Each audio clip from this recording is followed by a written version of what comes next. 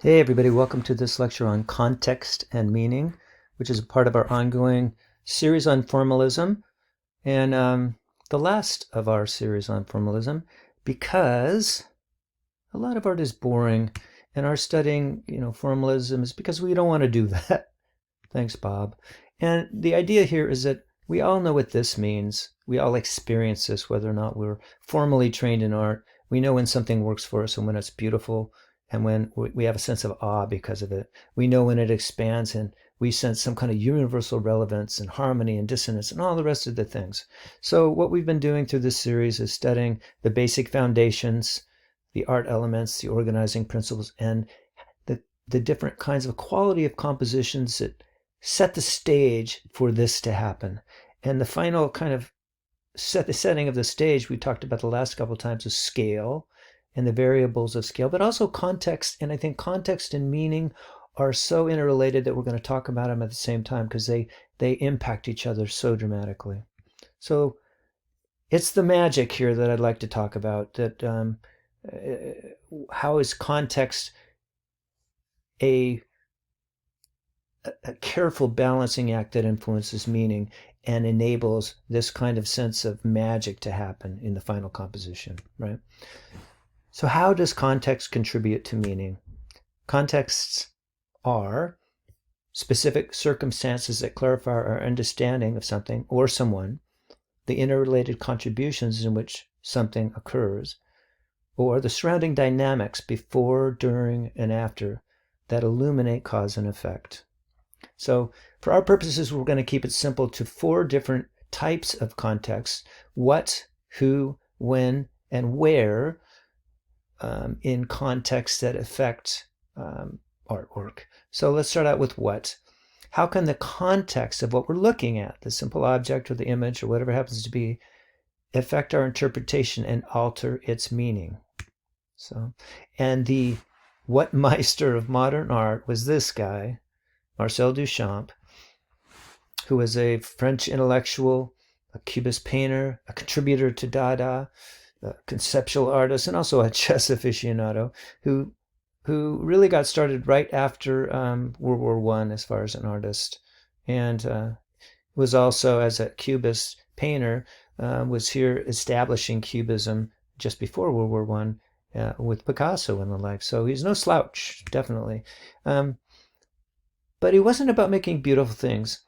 He paved the way for us and so many artists, because what he was trying to establish was not so much about the actual thing in art as much as it's about what that thing implies and what you can do with that as directed by the artist. Hopefully, at least most of us think in innovative, beautiful ways, but not necessarily. And because of the milieu going on right at the close of World War I, it was such a tragic time in history, and absurdity was a really part of reality, and the thought, the overwhelming thought of how absurd life truly was. So this Marcel Duchamp's and thoughts came out of this time period, and the intellectuals, especially in Paris and France. Art can be about representing something in a new way. That's one of his big ideas. And it can also provide new context to reconsider things we thought we knew. And yes, Marcel Duchamp actually took a urinal and put it in a gallery and called it a fountain. He took these things called ready-mades and would re-put together all kinds of things in new and different ways. And he wasn't trying to pull the wool over anybody's eyes. Everybody's like, oh, I don't know about that. He wasn't interested in creating physical beauty, but he was a strategist. And his idea was to expand art's boundaries for potential expression in ways that had not been tried before. And that he did a lot of things that hadn't been tried before. He was interested in making room for provocative ideas. And the process he opened, the gateways that he opened, were allowed for more beautiful ideas. I think we've inherited that because of Marcel Duchamp. Even if he didn't make a lot of beautiful things himself, his ideas and his revolutionary thinking and objects in art did pave the way. For example, Ai Weiwei, taking this ancient Chinese vase, a Han Dynasty vase, and resurfacing it really, in some ways, people say desecrating it to show, kind of the pop effects and the pop culture and the diminishment of formal culture, right?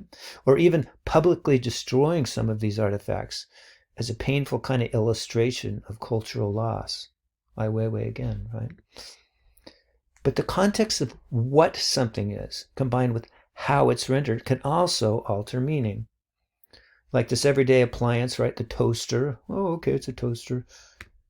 But, oops, back this up. I'm sorry about that. But in the hands of Robert Arneson, it becomes not so everyday, right? I mean, because of the symbols and, anyways, you see it. Or sculptural models of sacred places. You say, okay, I see them.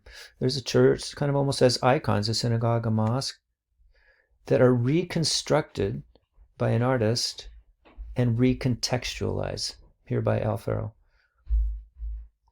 to combine symbolic architecture we recognize. So we look at, it's like an icon, I get it, with implications created by what they're constructed of. Look carefully. From foundations to walls, windows, and supports, to columns, and literally every inch of surface, to illustrate how these underlying and altered, sometimes dramatic and painfully altered, structures are composed, right? And what they're composed of by distinct components that recontextualize the meaning of the whole, right? Based on materials. And that's the key. Based on the what. Strategically placed. Now, you may agree or disagree with the subtext going on here, but the artist's message is definitely obvious and understood because of the context he provides with the materials. All right, who? How can an artwork's meaning be altered based on the context of who is depicted in it or who created the work itself? So the who of how artwork is contextualized. As examples, we have a couple symbols. There's the symbolic who, and here we have George, right? And we have Mona. George, even green, representing, he's, the personification of money or a value that way. And Mona, of course, of art. And Arneson has ideas about the dubious nature and the dubious relationship between art and money. So that's what he was poking fun at here. Or there's the historical who, like you see here, George Moscone. And because he was such a well-known and well-loved public servant, this piece had a completely different feel, and the context was completely different. He's not a symbolic person. He was a real flesh and blood person that meant a lot to a lot of people.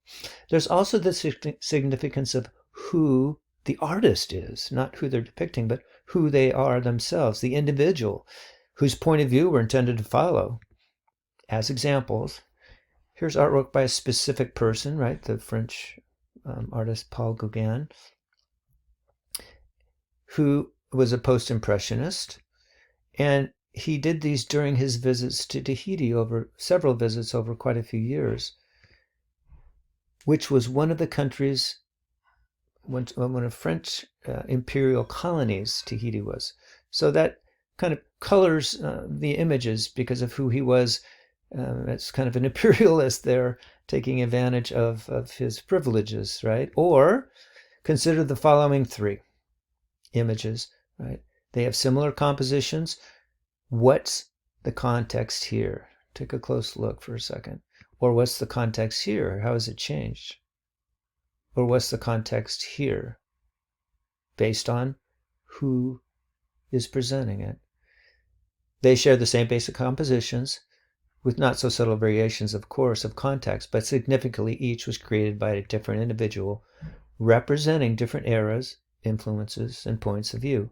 Here was painted by Manet, the French modernist painter, during an era of colonial expansion. So that kind of colors the way we look at this image, right? It colors the sort of imperialistic ideas that were going on and were in vogue at the time. Or this one by a Japanese appropriation artist, Morimura, who was questioning cultural, racial, ethnic, and gender boundaries, and was challenging those. This is him and this is him. And he's in all of his there are self-references to him. All those are him in these images, just as Arneson did very similar things, right? Or look at this other one by a 25-year-old artist originally from the Dominican Republic, who's now lives in Chicago, whose work explores issues of Afro-Latino identity. So 3 completely different takes on that same composition, right? And speaking of socially constructed identity, consider how you interpret this assemblage, for example. When told that this is the artist, your reaction might be, really? That's messed up. But what if I told you that the actual title of this was The Liberation of Aunt Jemima, and that it was actually created by this artist, this young woman named Betty Saar, as a reaction to the assassination of Martin Luther King Jr., and that the reason for her work was to expose negative stereotypes of African Americans in an effort to reclaim identity, not to poke fun at it in any ways, but to point out the stereotypes. The meanings change, right? Based on context. And there are an increasing number of contemporary artists, like Harmonia Rosales, an African-Cuban American living in Chicago, whose work challenges pre-existing assumptions based on pre-existing images and represents them to create new interpretations that change and challenge and redefine identity based on context. How does the historical context of specific artwork affect its meaning? This image is all about when it was made as an emblem of the French Revolution. It's also an emblem of revolution in general, just as this symbol has become the emblem of liberty. Just as this symbol has become the emblem of Mexican heritage, especially during or regarding Dia de los Muertos, which we'll be talking about soon. And they were created by this man. This one was created by this man, Posada, whose artistic style has been characterized as an entire era of Mexican history. Posada literally witnessed firsthand from his studio window and recorded the interpretations he saw of the dramatic events and personality of the Mexican Revolution, from the hypnotic preludes, like we have seen recently in political events and political speeches and the rest of it, right? To the dramatic conflicts, to the historic, excruciating results, which he illustrated with humor and satire. Fast forward to the present, in which contemporary Mexican artists like Artemio Rodriguez here, who was actually a visiting artist at DVC and lives in Pátzcuaro, Mexico. And he continues to utilize the same techniques as do many other Mexican artists, aesthetics and a sense of irony, to illustrate aspects of contemporary Mexican life, belief, social dynamics, and politics, based on an historical context. All right, we're going to take a brief intermission. This is the point in our show that you push in your cassette, turn it over to side B, push it back in, and we will motor down the roadway for part B. See you in a minute. Goodbye.